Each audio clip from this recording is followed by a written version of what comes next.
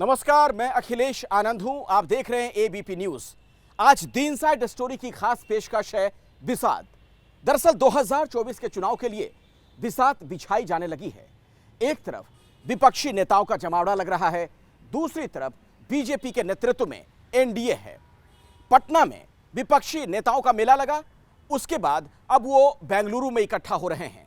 दूसरी तरफ दिल्ली में बीजेपी के नेतृत्व में एनडीए का शक्ति प्रदर्शन हो रहा है। लेकिन सवाल यह है कि विपक्ष के ये तमाम नेता जो एक छतरी के नीचे आ रहे हैं, क्या 2024 के चुनाव में मोदी को टक्कर दे पाएंगे? और क्या ये जो विपक्षी नेताओं की एकता सामने आ रही है, ये 2024 तक बरकरार रह पाएगी?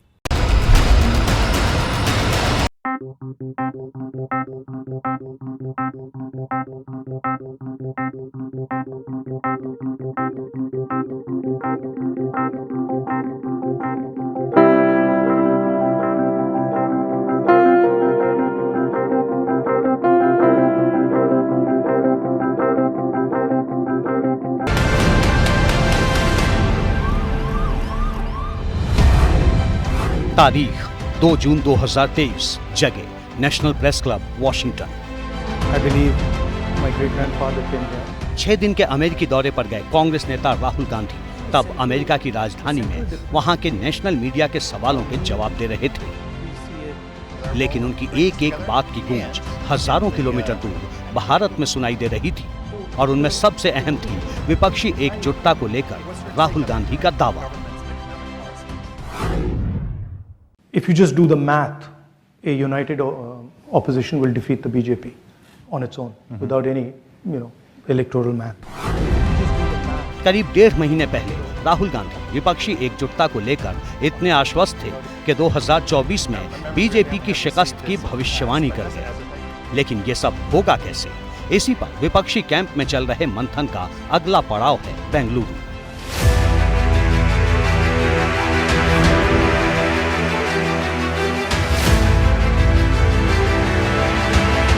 बेंगलुरु जहां लगा है विपक्षी पार्टियों का जमघट।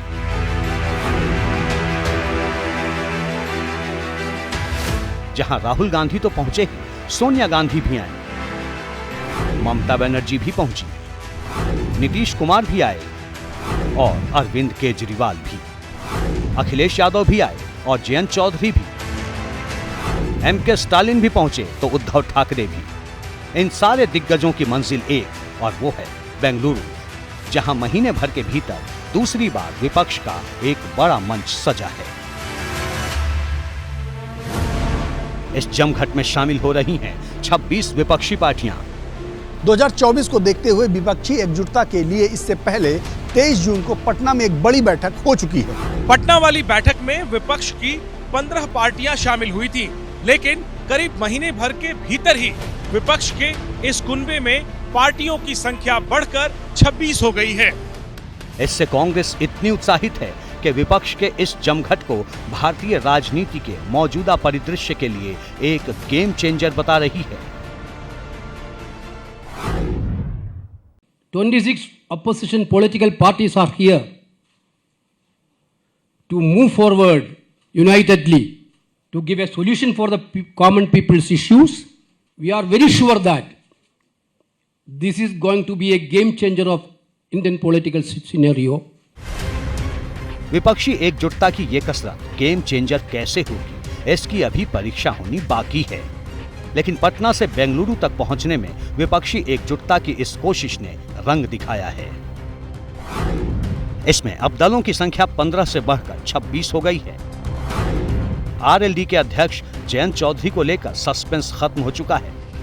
वहीं माइनस ये है कि एनसीपी में बगावत हो गई। समाजवादी पार्टी के नेता दारा सिंह चौहान पार्टी छोड़कर बीजेपी में चले गए। बेंगलोर में पटना के बाद बैठक हो रही है और भाजपा को 2/3 जनता हराने जा रही है। 2/3 यहाँ पर हैं। मुझे उम्मीद है कि देश की जनता इस बार भारतीय जनता पार्टी को बुरी तरह हरा करके भेजेगी। हम सब चाहेंगे कि विपक्ष पक्ष बन जाए, सरकार बन जाए, सत्ता पक्ष बन जाए। हम ये चाहते हैं कि एक परिवर्तन देश को मिले, एक अच्छा शासन जनता को मिले और इसलिए छोटी बड़ी कुर्बानियां सबको करनी पड़ेंगी। हालांकि विपक्ष की एकजुटता के एक अहम सूत्रधार शरद पवार बेंगलुरु की बैठक के पहले दिन नहीं पहुंचे। मुंबई में अजीत पवार और उनके गुट के विधायकों की शरद पवार से मुलाकात के बाद कई तरह की अटकलें लगने लगी हैं।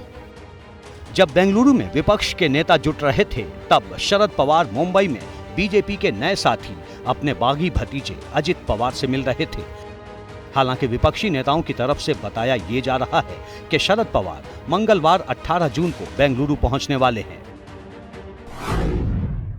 जो लोग पटना में मिले थे और भी लोग हमसे जुड़ रहे हैं। हमारे पास जो भी लोग हैं वो लोग हमेशा हमारे साथ हैं। हम हमेशा पार्लियामेंट के वक्त भी मिल के काम करते हैं, बाहर भी मिल के काम करते हैं और अब बेंगलुरु में भी सभी पार्टियां वहां पर आई है। कल सुबह 10:30 बजे शरद पवार साहब बेंगलुरु पहुंचेंगे और बेंगलुरु के हमारी बैठक में वो शामिल होंगे।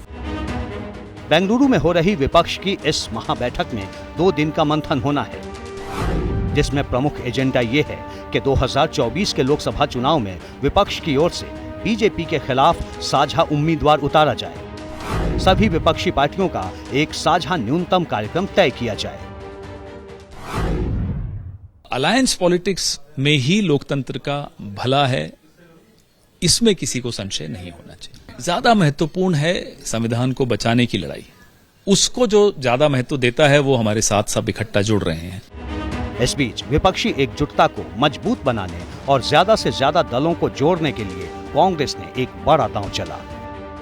दिल्ली और पंजाब में भले ही कांग्रेस और आम आदमी पार्टी एक दूसरे के खिलाफ खड़ी हों, लेकिन 2024 लोकसभा चुनाव के लिए मोदी और बीजेपी के खिलाफ दोनों ने हाथ मिला लिए हैं। इसका संकेत तब मिला जब कांग्रेस ने दिल्ली सरकार की कई शक्तियों को अपने पास लेने के केंद्र सरकार के अध्यादेश का विरोध करने का फैसला किया। पटना में हुई विपक्ष की पहली बैठक में इसी मुद्दे पर आम आदमी पार्टी और कांग्रेस के बीच तनातनी बढ़ गई थी, लेकिन ऐसा लग रहा है कि कांग्रेस के एक रणनीतिक फैसले से अब माहौल ठीक है।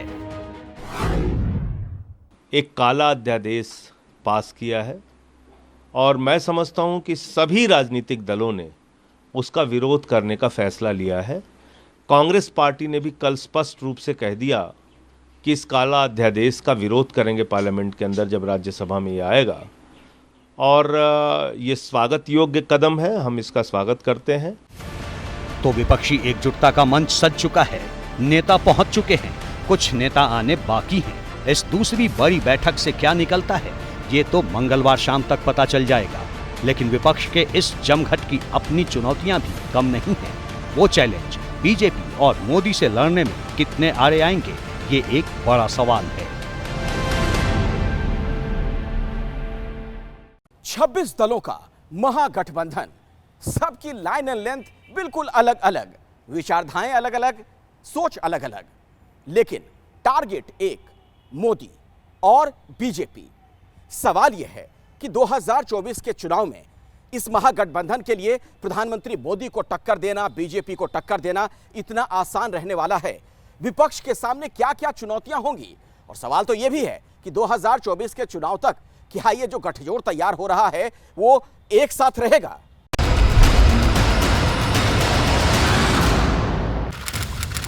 मई 2018 लोकसभा चुनाव से पहले विपक्षी खेमे में खुशी की लहर थी। वजह था कर्नाटक विधानसभा चुनाव का नतीजा।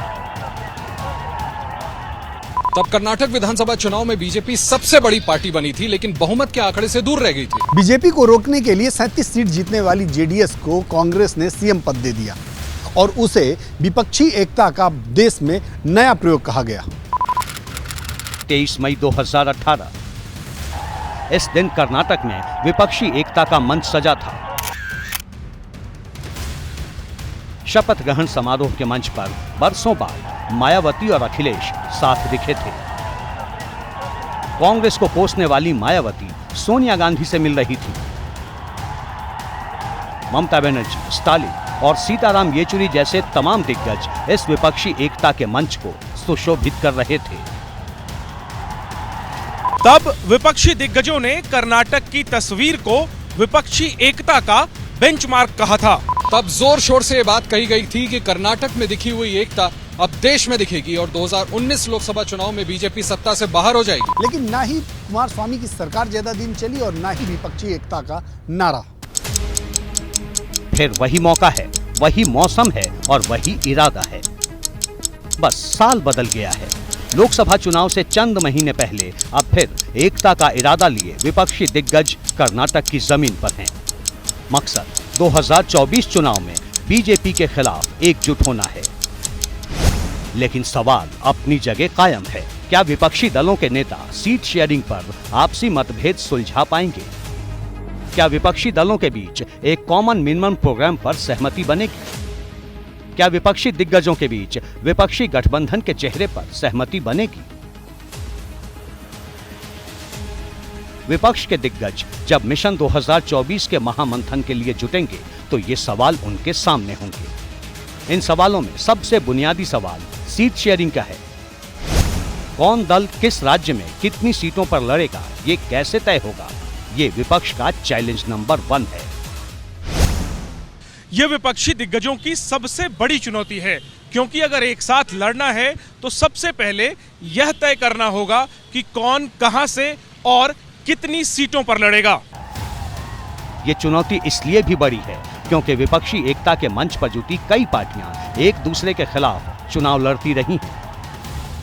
कांग्रेस ने बेशक केंद्र के अध्यादेश का विरोध कर आम आदमी पार्टी के सुर में सुर मिलाया हो, लेकिन दिल्ली और पंजाब में आम आदमी पार्टी और कांग्रेस के बीच चुनावी अदावत है। पश्चिम बंगाल में एक तरफ ममता बनर्जी हैं तो दूसरी तरफ कांग्रेस और लेफ्ट एक साथ हैं।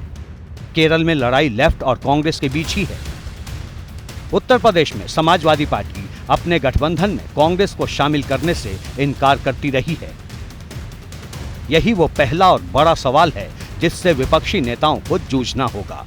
देखिए, अलायंस जो होगा वो स्टेट स्पेसिफिक होगा और हर स्टेट के अंदर, जैसे आप कह रहे हो, ठोस परिस्थितियां अलग अलग है। लेकिन इसके बावजूद हम समझते हैं कि ये संभव है कि विपक्ष के वोटों के बंटवारा से बीजेपी को फायदा ना मिले, इस तरीके की अंडरस्टैंडिंग आएगी। सीटों के बंटवारे के बाद बात उन मुद्दों को लेकर होगी जिसे लेकर विपक्षी पार्टियों के बीच असहमति देखने को मिलती रहती है। विपक्ष की बैठक में शामिल सभी पार्टियां अपने अपने राज्यों और वोट बैंक के मुताबिक मुद्दे तय करती हैं। लेकिन कई बार राष्ट्रीय राजनीति में इन मुद्दों पर सहमति नहीं बनती। मौजूदा दौर में यूसीसी पर कांग्रेस और टीएमसी जैसी पार्टियां जहां विरोध में हैं, वहीं उद्धव ठाकरे वाली शिवसेना और जेडीयू जैसी पार्टियां इसका समर्थन कर रही हैं। कांग्रेस सावरकर को माफी वीर कहती रही है, वहीं उद्धव वाली शिवसेना सावरकर को वीर स्वतंत्रता सेनानी कहती है। अदानी के मुद्दे को कांग्रेस जोर शोर से उठाती रही है, वहीं शरद पवार ने इस मुद्दे को उतना तवज्जो नहीं दिया। जनसंख्या नियंत्रण कानून को लेकर भी विपक्षी दलों में एक राय नहीं है। मुस्लिम आरक्षण जैसे मुद्दे भी हैं जो विपक्षी दलों में मतभेद की वजह हैं। सवाल ये है कि आखिर इन मुद्दों पर विपक्षी दिग्गज सहमति कैसे बना पाएंगे? विपक्ष क्या इन मुद्दों पर मतभेद सुलझाकर कॉमन मिनिमम प्रोग्राम बना पाएगा? विपक्ष का कुनबा जब भी एक होता है तो कॉमन मिनिमम प्रोग्राम, जब भी एनडीए की भी सरकारें जहाँ जहाँ हैं वहाँ कॉमन मिनिमम प्रोग्राम ये रीढ़ की हड्डी है जिसपे सारे लोग मिनिमम रूप से अपने आप को एडजस्ट करते हैं। विपक्ष के बीच मतभेद का तीसरा और सबसे अहम मुद्दा नेतृत्व का है। सवाल ये है कि अगर सीट बंटवारे पर सहमति बन गई, कॉमन मिनिमम प्रोग्राम बन गया, तो फिर विपक्ष का चेहरा कौन होगा? वो कौन चेहरा होगा जिसे विपक्ष मोदी के मुकाबले 2024 के रण में उतारेगा? ये तय करना विपक्ष का तीसरा सबसे बड़ा चैलेंज है। दरअसल विपक्षी एकता के नारों के बीच यही वो सबसे बड़ा चैलेंज है जिसे विपक्षी दिग्गजों को पार करना है। दरअसल विपक्ष में एक नहीं बल्कि तमाम नेता ऐसे हैं जिनको उनके समर्थक प्रधानमंत्री पद का उम्मीदवार बताते हैं। बेंगलुरु में विपक्षी बैठक में शामिल हो रहे कम से कम 4 ऐसे नेता हैं जिन्हें उनकी पार्टी और समर्थक पीएम पद का उम्मीदवार मानते हैं। इनमें कांग्रेस की तरफ से राहुल गांधी, टीएमसी की तरफ से ममता बनर्जी, जेडीयू की तरफ से नीतीश कुमार, आम आदमी पार्टी की तरफ से अरविंद केजरीवाल और एनसीपी की तरफ से शरद पवार जैसे दिग्गज नेता शामिल हैं। राहुल गांधी चुनाव लड़ने के अयोग्य घोषित हो चुके हैं, बावजूद इसके कांग्रेस उन्हें भविष्य का नेता बताती है। सवाल है कि इतने नेताओं के बीच आखिर विपक्षी पार्टियां एक चेहरे पर कैसे सहमति बना पाएंगी। विपक्ष का चेहरा नहीं होगा। विपक्ष 1-to-1 लड़ेगा, 1-to-1 मार्किंग में रहेगा। जहाँ रीजनल पार्टीज ताकतवर है वहाँ रीजनल पार्टीज़ को मदद करेगा, जहाँ कांग्रेस पार्टी ताकतवर है वहाँ छोटी मोटी जो रीजनल पार्टीज़ है उनको थोड़ा शेयर देके उनका समर्थन लेने का प्रयास करेंगे। और मुझे लगता है कि हमेशा यूपीए में जो प्रधानमंत्री है वो अक्सर, मैं इसको यूपीए नहीं कहता, यदि इसको हम बीजेपी के खिलाफ वाला फ्रंट माने तो वहाँ पे प्रधानमंत्री हमेशा चुनाव के बाद तय हुआ है। 30 दिन में दूसरी बार विपक्षी दिग्गजों की बैठक हो रही है। विपक्ष की इस बैठक में आने वाली पार्टियों की संख्या भी बढ़ी है। चंद मुद्दों पर सहमति भी दिख रही है, लेकिन ये विपक्षी एकता के सफर का आगाज भर है। अभी तो इस आगाज का असल इम्तिहान बाकी है। विपक्षी एकजुटता की कोशिशों ने देश की राजनीति में हलचल तो मचा दी है, वैसे बीजेपी भी इसका काट ढूंढ रही है। सवाल यह है कि बीजेपी आखिर क्या करने वाली है। वैसे तो भारतीय जनता पार्टी के राष्ट्रीय अध्यक्ष जेपी नड्डा ने विपक्षी एकजुटता को, तमाम दलों के इस गठबंधन को भानुमति का कुनबा कह दिया, लेकिन बीजेपी भी 30 दलों के साथ एनडीए को विस्तार देने में जुटी हुई है।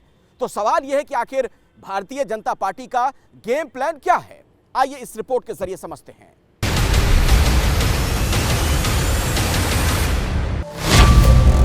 9 फरवरी 2023 जगे राज्यसभा। देश देख रहा है एक अकेला कितनों को भारी पड़ रहा है। आदरणीय सभापति जी, राज्यसभा में प्रधानमंत्री नरेंद्र मोदी ये हुंकार उस वक्त भर रहे थे जब गुजरात विधानसभा चुनाव में बीजेपी ने प्रचंड जीत दर्ज की थी और बीजेपी का उत्साह चरम पर था। दरअसल गुजरात विधानसभा चुनाव के इतिहास में यह पहली बार था जब किसी पार्टी को 150 से ज्यादा सीटें मिली। गुजरात विधानसभा की प्रचंड जीत ने तब हिमाचल में बीजेपी की हार को धो दिया था। लेकिन उसके बाद विपक्षी गोलबंदी जिस तरह से सिरे चढ़ रही है, उसने राजनीति का बीजगणित बदल दिया है। तारीख 23 जून 2023 जगे पटना। पटना में उस विपक्षी गोलबंदी की ये पहली बड़ी तस्वीर थी। इससे सियासत की जो नई तस्वीर बनती दिख रही थी, बीजेपी उससे पैदा होने वाली चुनौतियों से निपटने के इंतजाम में चुपचाप लगी रही और उसी से निकली है ऐसी व्यूह रचना जिसमें बाद 26 पार्टियां बनाम 38 पार्टियों तक पहुंच गई है। 2024 के लोकसभा चुनाव से पहले एंटी मोदी मोर्चा बनाने की कवायद तेज है। विपक्षी पार्टियों की बैठक से सियासत अपनी धुरी पर 360 डिग्री घूम चुका है। बीजेपी के लिए चुनौती बड़ी है क्योंकि जहां इस साल 5 राज्यों में विधानसभा चुनाव होना है, तो अगले साल दिल्ली की सत्ता के लिए होना है महामुकाबला। ऐसे में बीजेपी ने गठबंधन की राह पर 2024 की व्यूह रचना तेज कर दी है। प्रधानमंत्री मोदी के नाम पर और बीजेपी सरकार के काम पर माहौल बनाने की कोशिश तो पहले ही जारी थी। अब एनडीए के मंच से नया चक्रव्यूह रचने की तैयारी है। अभी तक 38 हमारे पार्टनर्स, जो हमारे एनडीए के पार्टनर्स हैं, उनकी कंफर्मेशन आ चुकी है। तो 38 पार्टनर्स कल इस मीटिंग में पार्टिसिपेट करेंगे जिनकी कंफर्मेशन आई है। संकेत साफ है कि बीजेपी का जोर एनडीए का विस्तार उस छोर तक करने का है जहां से 2024 की चुनावी पिच पर जीत का मंच तैयार किया जा सके, जिसकी पहली तस्वीर महाराष्ट्र से सामने आ चुकी है। विपक्षी दलों की पटना में हुई बैठक के 9 दिन बाद महाराष्ट्र में सामने आई, जब शरद पवार के नेतृत्व वाली एनसीपी का एक धड़ा उनके भतीजे अजित पवार के नेतृत्व में अलग होकर एकनाथ शिंदे सरकार में शामिल हो गया। लोकसभा चुनाव के लिहाज से महाराष्ट्र की अहमियत कई ज्यादा है, क्योंकि यूपी के बाद महाराष्ट्र में लोकसभा की 48 सीटें हैं। पहले पटना और अब बेंगलुरु में विपक्षी खेमे में महागठबंधन की कवायद तो हो रही है, लेकिन अभी वहां बहुत कुछ तय होना है। वहीं बीजेपी तेजी से एनडीए का विस्तार करने में जुटी है। 2 जुलाई को अजित पवार गुट महाराष्ट्र की एनडीए सरकार में शामिल हो गया। 16 जुलाई को पूर्वी उत्तर प्रदेश में पकड़ रखने वाली राजभर की पार्टी की एनडीए में वापसी हो गई। 21 जून को जीतनराम मांझी की पार्टी ने एनडीए के साथ चुनाव लड़ने का ऐलान किया। एनडीए के विस्तार के लिए बीजेपी तेजी से कदम उठा रही है और इसी वजह से 18 जुलाई को बीजेपी ने दिल्ली में एनडीए की बैठक बुलाई है। माना जा रहा है कि मंगलवार को दिल्ली के अशोका होटल में होने वाली एनडीए की बैठक विपक्ष की गोलबंदी का जवाबी शक्ति प्रदर्शन होगा। इनमें लोक जनशक्ति पार्टी रामविलास, उपेंद्र कुशवाहा की आरएलजेडी, अभिनेता पवन कल्याण की पार्टी जनसेना, तमिलनाडु से एआईडीएमके और तमिल मनीला कांग्रेस, असम की असम गण परिषद समेत कई दूसरे दलों को बुलाया गया है। बैठक से पहले ही चिराग पासवान की गृह मंत्री अमित शाह से मुलाकात ने तस्वीर काफी हद तक साफ कर दी है। माना जा रहा है कि बीजेपी का गेम प्लान छोटे छोटे दलों को साथ लाकर जातीय समीकरणों को साधने का है। हालांकि बिहार में राष्ट्रीय लोक जनता दल के स्टैंड पर अभी भी सस्पेंस बरकरार है। अब सब चीज की जानकारी हमेशा दिया जाए मीडिया के माध्यम से, इसकी कोई आवश्यकता थोड़े होती है। बीजेपी का जोर साउथ ब्लॉक को मजबूत करने पर है। ऐसे में बीजेपी दक्षिण में पुराने सहयोगियों के साथ नए सहयोगियों की तलाश कर रही है। कहा जा रहा है कि आंध्र प्रदेश में टीडीपी और कर्नाटक में जेडीएस को बीजेपी एनडीए का हिस्सा बना सकती है। बीजेपी के सामने सबसे बड़ी समस्या ये भी है कि तमिलनाडु की एआईएडीएमके यूनिफॉर्म सिविल कोड के विरोध में मुखर दिखाई दे रही है, जबकि पंजाब के अकाली दल ने बैठक में आने से इनकार कर दिया है। सारे अपोजिशन को अकेले ही भारी है, तो मैं एक ही काफी हूँ बोले, तो फिर क्यों 30 पार्टियों को जमा रहे? और वो 30 पार्टी के नाम तो बताओ आप। इस बीच बीजेपी न सिर्फ एनडीए का कुनबा बढ़ाने में जुटी है, बल्कि दूसरी पार्टियों के नेताओं को बीजेपी में जगह देने की स्पीड भी बढ़ा दी है। बेंगलुरु में होने जा रही विपक्ष की बैठक से ठीक पहले यूपी से आई ये तस्वीर समाजवादी पार्टी को झटका देने वाली है। यूपी में विधानसभा चुनाव से ठीक पहले बीजेपी छोड़ने वाले दारा सिंह चौहान ने एक बार फिर बीजेपी का दामन थाम लिया है। देख रहे हैं कि आज के पार्टी में शामिल होने पर जो पूरे प्रदेश से लोग कोने कोने से आए, चौहान समाज के लोग खास करके, जितना उत्साह है इससे अंदाजा लगा लीजिए कि 2024 के चुनाव में 80 सीट जीत करके फिर माननीय नरेंद्र मोदी जी को तीसरी बार प्रधानमंत्री बने। इधर 10 जुलाई को पूर्व केंद्रीय मंत्री और शोषित इनकलाब पार्टी के राष्ट्रीय अध्यक्ष नागमणि कुशवाहा की अमित शाह से मुलाकात ने तपिश बढ़ा दी है।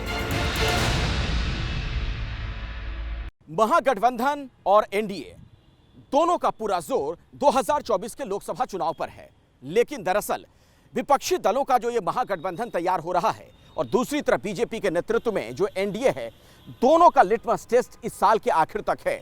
दोनों की परीक्षा इसी साल के आखिर तक है, यानी ये पता चल जाएगा किस में कितना है दम।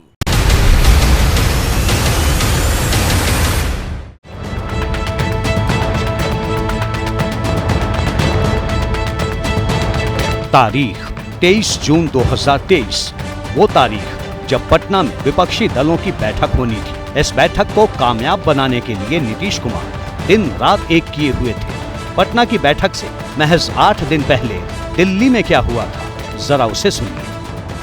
कांग्रेस में ना सिर्फ लीडरशिप का क्राइसिस है, कांग्रेस के पास आइडियाज का भी क्राइसिस है। कांग्रेस का लोगों से जुड़ाव इस हद तक खत्म हो गया है कि उनके पास कोई अपना मैकेनिज्म भी नहीं बचा कि वो ये जान पाए कि लोग क्या चाहते हैं। नीतीश विपक्ष को एकजुट करने की मुहिम चलाए हुए थे, वहीं दिल्ली में आम आदमी पार्टी ने कांग्रेस के खिलाफ मोर्चा खोला हुआ था। 2015 में कांग्रेस की सीट 0, 2020 में दिल्ली में कांग्रेस की सीट 0, तब भी वो यहाँ चुनाव लड़ते हैं। क्यों लड़ते हैं वो यहाँ चुनाव? वो कह दें कि पंजाब और दिल्ली के अंदर चुनाव नहीं लड़ेंगे, हम भी कह देंगे राजस्थान और मध्य प्रदेश में हम नहीं लड़ेंगे। आइए टेबल पे आके बातचीत तो कीजिए। अब फिर बेंगलुरु में विपक्षी दलों की बैठक हो रही है और फिर सवाल यही है कि क्या विपक्षी पार्टियों के बीच एक साथ चुनाव लड़ने का फॉर्मूला बन पाएगा। विपक्षी एकता की बात 2024 के लिए हो रही है, लेकिन विपक्ष की पहली परीक्षा 2023 के आखिर में होगी। ऐसा इसलिए क्योंकि 2023 के आखिर में 5 राज्यों में विधानसभा चुनाव होंगे। इस साल के आखिर में जिन 5 राज्यों में चुनाव होने हैं उनमें छत्तीसगढ़, मध्य प्रदेश, मिजोरम, राजस्थान और तेलंगाना शामिल हैं। इन राज्यों में लोकसभा की 83 सीटें हैं, यानी ये राज्य सियासी तौर पर बेहद अहम हैं। इन राज्यों में से 2 राजस्थान और छत्तीसगढ़ में कांग्रेस की सरकार है। मध्य प्रदेश में कांग्रेस मजबूती से बीजेपी के मुकाबले खड़ी है। सवाल ये है कि क्या एकजुटता के महामंथन में जुटी विपक्षी पार्टियां कांग्रेस के लिए मध्य प्रदेश, राजस्थान और छत्तीसगढ़ का मैदान छोड़ेंगी? क्योंकि विपक्षी एकता से पहले ममता बनर्जी भी ऐसा ही फॉर्मूला पेश कर चुकी हैं। In some places, in every region, they should fight together. Means, in suppose Bengal, I think we should fight Bengal. Suppose Delhi, up should fight Delhi, Bihar. They are together, so they Nitish ji, Tejaswi, and Congress also some parties there, so they will decide. I cannot decide their formula. ममता ने जो कांग्रेस को दरकिनार करने के लिए formula पेश किया था, अब कांग्रेस उसी फॉर्मूले को विपक्षी एकता के नारे के साथ अपने पक्ष में लागू करने की बात कह रही है। देश में अलायंस पॉलिटिक्स चल रही है, कोएलिशन पॉलिटिक्स चल रही है। एक तरफ यूपीए, दूसरी तरफ एनडीए है। 10 साल हम लोगों ने सत्ता चलाई है और 10 साल से ये सत्ता में है। तो अभी 2024 में क्या इश्यूज होंगे, लड़ने का तरीका तय किया जाएगा, जॉइंट एक्शंस क्या होंगे, कहां होंगे, किसकी लीडरशिप होंगे, ये सब तय किया जाएगा। 2024 से पहले 2023 में विपक्षी एकता की पहली परीक्षा इसलिए होगी क्योंकि मध्य प्रदेश में 2018 में हुए विधानसभा चुनाव में कांग्रेस को 41.5% वोट मिले थे, बीजेपी को 41.6% वोट मिले थे, जबकि अन्य को 16.9% वोट मिले थे। यानी मध्य प्रदेश में कांग्रेस और बीजेपी को करीब करीब बराबर ही वोट मिले थे। ऐसे में अगर चुनाव में सभी विपक्षी पार्टियां एकजुट होती हैं, तो यहां कांग्रेस को फायदा हो सकता है। अगर क्षेत्रीय दल ये कुर्बानी देते हैं तो निश्चित तौर पर कांग्रेस एक बड़ी छतरी होगी, बीजेपी के लिए एक बड़ा चैलेंज होगा। कांग्रेस को राजस्थान में 40% वोट मिले थे, बीजेपी को 39% वोट मिले थे, जबकि अन्य को 21% वोट। यानी राजस्थान में कांग्रेस को बीजेपी के मुकाबले सिर्फ 1% ज्यादा वोट मिले। ऐसे में अगर आम आदमी पार्टी जैसे दल राजस्थान में चुनाव लड़ेंगे तो जाहिर तौर पर इसका नुकसान कांग्रेस को होगा। दरअसल गुजरात में 2022 में हुए चुनाव में कांग्रेस आम आदमी पार्टी के चुनाव लड़ने का खामियाजा भुगत चुकी है। 2017 में गुजरात में 77 सीटें जीतने वाली कांग्रेस आम आदमी पार्टी के कारण 2022 में सिर्फ 17 सीटों पर सिमट कर रह गई। इसलिए अब विपक्षी एकता के लिए हो रहे महामंथन में बड़ा सवाल यही है कि क्या 2024 से पहले 2023 में होने वाले विधानसभा चुनाव में विपक्षी पार्टियां साथ आएंगी